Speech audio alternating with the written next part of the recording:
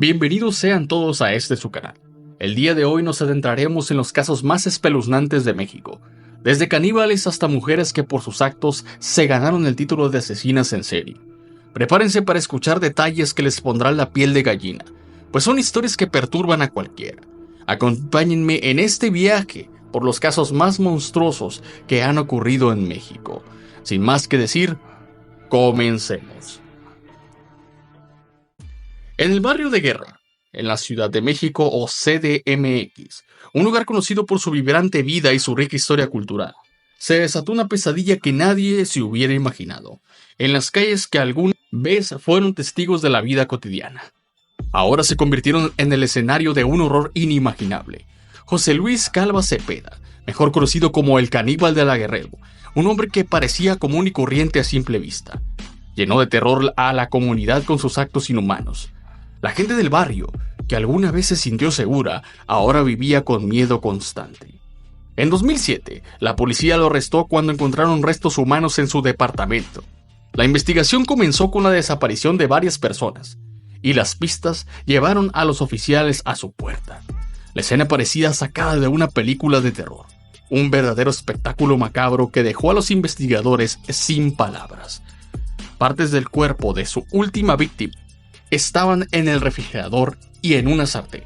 La cocina, un lugar destinado para preparar alimentos, se había transformado en un escenario de horror. El juicio de Calva Cepeda fue un espectáculo y un escándalo, atrayendo la atención de medios de comunicación de todo el país.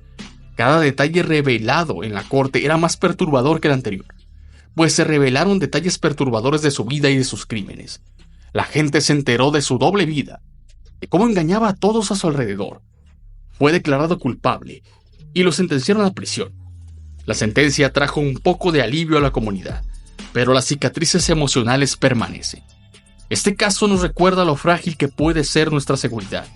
Nos hace reflexionar sobre la naturaleza humana y los monstruos que pueden esconderse detrás de los rostros aparentemente normales.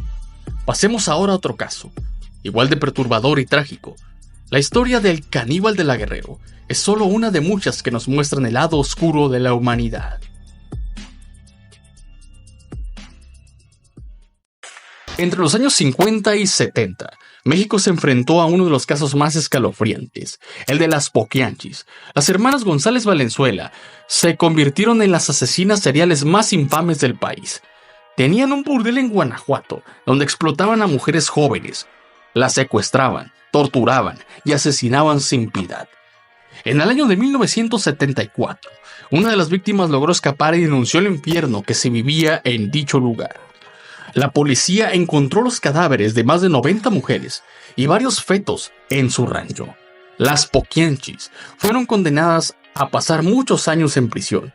Sus nombres se volvieron sinónimo de crueldad y maldad pura. Ahora pasemos a otro capítulo igual de oscuro, el caso del Mochaorejas. En la década de los años 90, un hombre sembraba el terror en todo México, el Mochaorejas. Este apodo, que significa el cortador de orejas, venga la redundancia, se convirtió en sinónimo de miedo y angustia para muchas familias mexicanas. La capital del país, Ciudad de México o CDMX, y otras ciudades importantes vivieron una época de incertidumbre y pánico debido a las acciones de este criminal, de nombre Daniel Arismendi López, conocido por secuestrar y mutilar a sus víctimas. Se convirtió en una figura que todos temían. Su modus operandi era particularmente cruel y despiadado.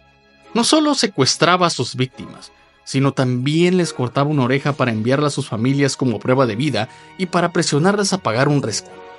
Este método brutal y sanguinario le ganó el infame apodo de El Mochaorejas, por secuestrar a personas, cortarles una oreja, mandarlas a sus familias y cobrar un rescate. Las familias atemorizadas y desesperadas a menudo se veían obligadas a reunir grandes sumas de dinero de poco tiempo para salvar a sus seres queridos.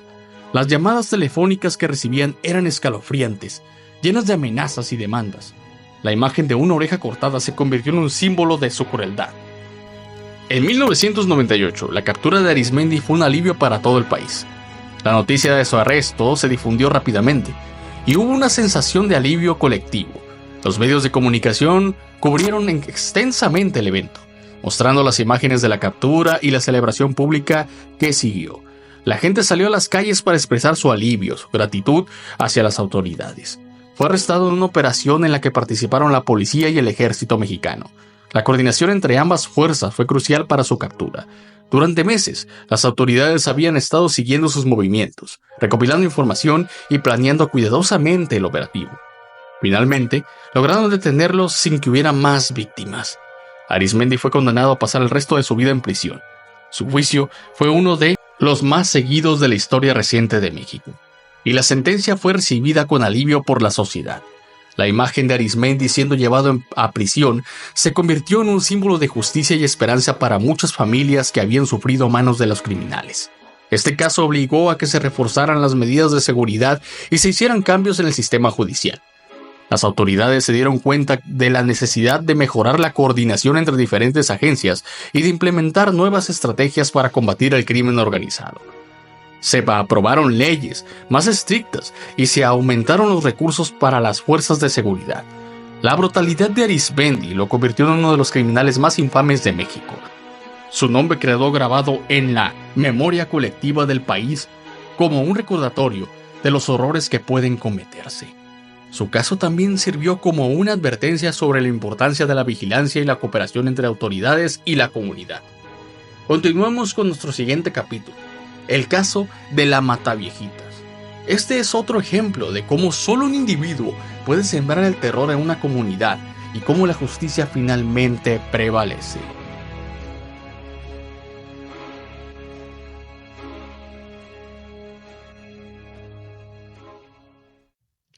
En la primera década del siglo XXI, la Ciudad de México o CDMX se convirtió en el escenario de una serie de crímenes que sumieron a la comunidad en el pánico.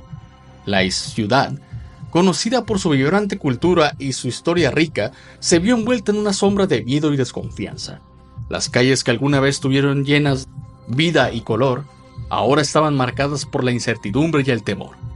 Juana Barraza, conocida como la Mataviejitas, se convirtió en una de las asesinas seriales más temidas del país. Su nombre resonaba en los medios de comunicación y en las conversaciones cotidianas, creando una atmósfera de terror. Barraza, con su apariencia engañosamente inofensiva, logró evadir a las autoridades durante años. Sus víctimas eran mujeres mayores, a quienes atacaba en sus propios hogares. Estas mujeres, muchas de ellas viviendo a solas y confiando en la bondad de los extraños, se convirtieron en los blancos fáciles para Barraza. La brutalidad de sus crímenes dejó una marca indeleble en la comunidad. Antes de que la arrestaran, era conocida por ser luchadora profesional de lucha libre. En el ring, Barraza era una figura imponente, conocida por su fuerza y destreza. Sin embargo, detrás de esa fachada de atleta se escondía una mente criminal calculadora. Barraza cometió al menos 16 asesinatos. Cada uno de estos crímenes fue meticulosamente planeado y ejecutado, dejando a la policía y a la comunidad en un estado constante de alerta. Las escenas del crimen eran perturbadoras, con evidencias de la violencia y la desesperación de las víctimas. Se ganaba la confianza de sus víctimas para después estrangularlas. Utilizaba su carisma y su apariencia para acercarse a estas mujeres, ofreciéndoles ayuda o compañía. Una vez dentro de sus hogares, Barraza revelaba su verdadera naturaleza, atacando sin piedad. La policía tardó años en capturarla debido a errores de la investigación, de falta de coordinación y la subestimación de la amenaza que representaba Barraza permitieron que continuara con su ola de crímenes. Los investigadores enfrentaron numerosos obstáculos, desde pistas falsas hasta la falta de recursos. En el año 2006 fue arrestada y la condenaron a 759 años de prisión. Su captura fue un alivio para la comunidad, pero también un recordatorio de las fallas del sistema de justicia. Durante el juicio, se revelaron detalles escalofriantes de sus crímenes, dejando a todos conmocionados. Este caso dejó una evidencia en las fallas del sistema judicial y seguridad. La incapacidad de las autoridades para detener a Barraza antes de que cometiera estos crímenes mostró la necesidad de realizar reformas profundas. La comunidad exigió respuestas y cambios para evitar que algo así volviera a suceder. Pasemos al siguiente capítulo, el caso del pozolero. Este caso, igualmente perturbador, nos llevará a explorar los oscuros rincones del crimen organizado en México y las atrocidades cometidas por aquellos que operan en el margen de la ley. El caso del pozolero es uno de los más macabros de la historia criminal en México. De nombre Santiago Mesa López, conocido como el Pozolero, trabajaba para el CAF o Cártel de Tijuana, y su trabajo era deshacerse de los cuerpos de las víctimas disolviéndolos en ácido. Este método le dio su terrible apodo. En 2009, Mesa López fue arrestado y confesó haber disuelto a más de 300 cuerpos. Las declaraciones de El Pozolero revelaron la magnitud de la violencia ejercida por el Cártel de Tijuana. El juicio de Mesa López fue largo y doloroso. Fue condenado a pasar muchos años de prisión. Este caso nos recuerda la brutalidad con la que opera el crimen organizado. Y con esto concluimos nuestro recorrido por los casos más atroces de México. Gracias por acompañarme en este recorrido. Si les gustó este video, no olviden dejar el like y compartirlo. Los casos que vimos hoy recuerdan los horrores que pueden ocurrir en nuestra sociedad. Déjame en los comentarios qué otros casos te gustaría que cubriera. Suscríbanse a este canal para más contenido. Activen la campanita para que no se pierdan ningún otro video nuevo. Soy Vic Ferreiro y nos vemos hasta la próxima.